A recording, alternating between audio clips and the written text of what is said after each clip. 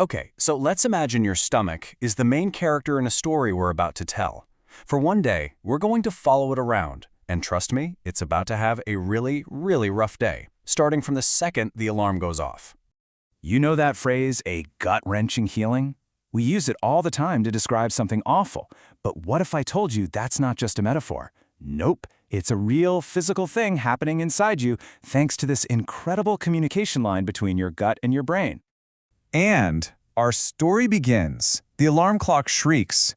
For our stomach, this is where the trouble can start. Seriously, the entire battle for a happy gut can be won or lost in that first hour you're awake.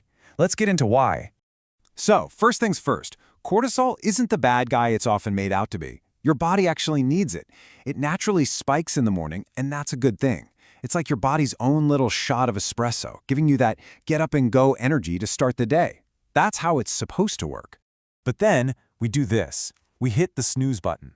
According to Dr. Sandeep Paul, that one simple, seemingly harmless little tap can completely mess with that natural cortisol rhythm.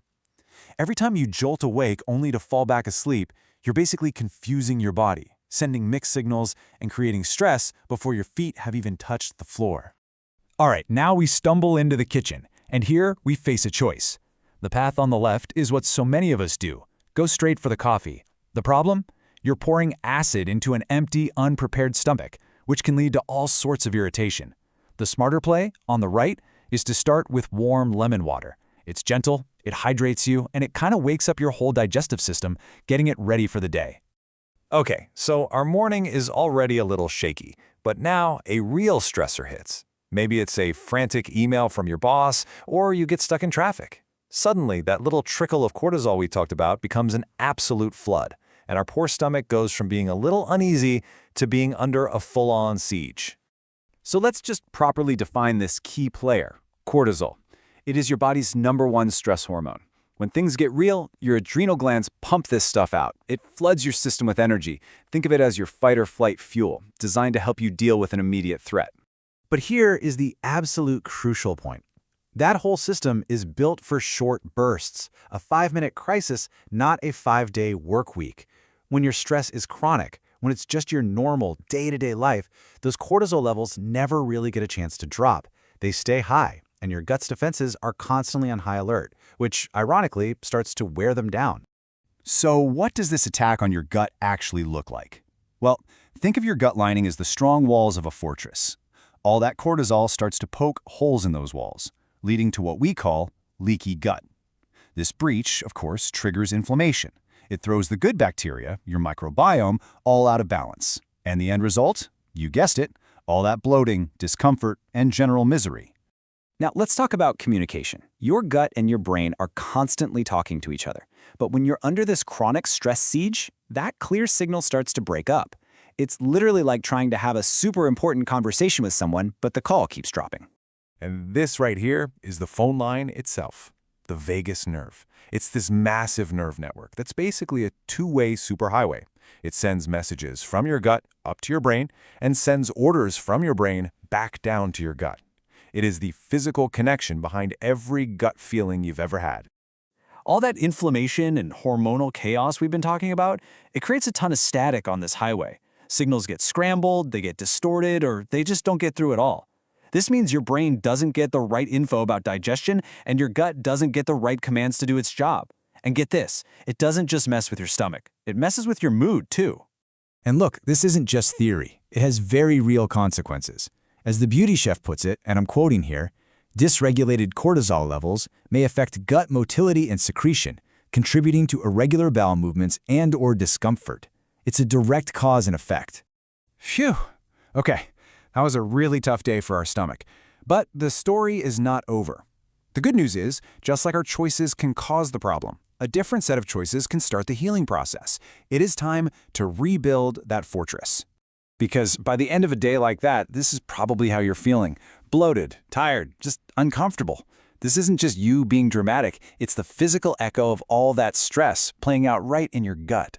So, how do we break the cycle? It all comes back to the morning. It's a choice.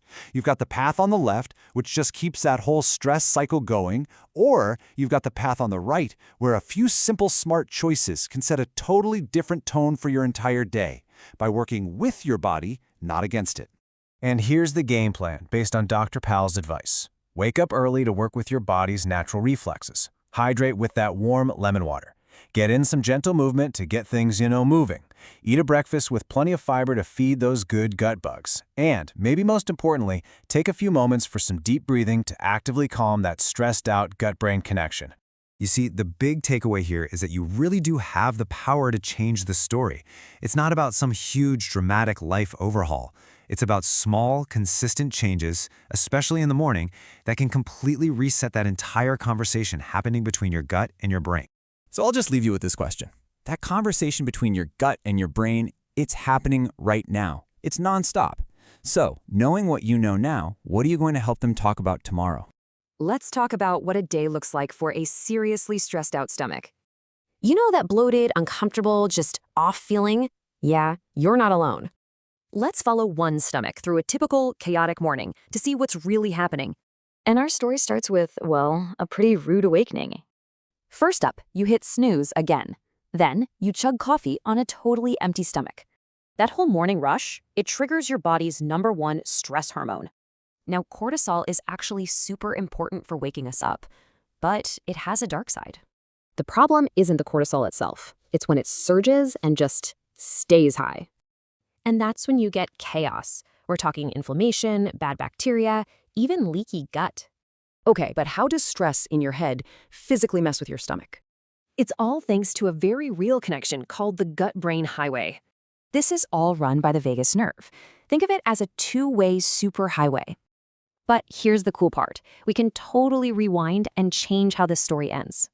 So that coffee mistake, the fix is super simple. Just drink it after breakfast.